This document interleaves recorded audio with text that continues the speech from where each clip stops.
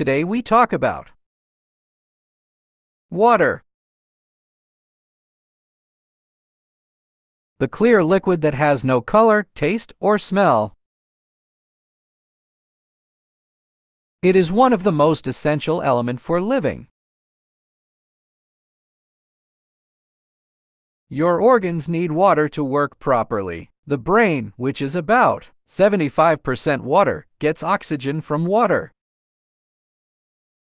When you are hydrated, the brain stays clear, focused, and functioning at a quick pace. Your kidneys, which are responsible for detoxing the body, need water to remove toxins through urine.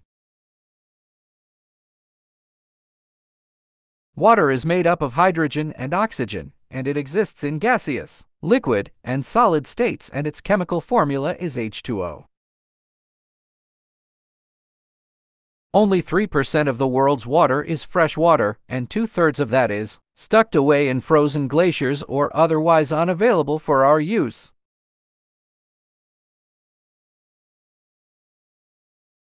By 2025, 2/3 of the world population may face water shortages, and ecosystem around the world will suffer more. Save water.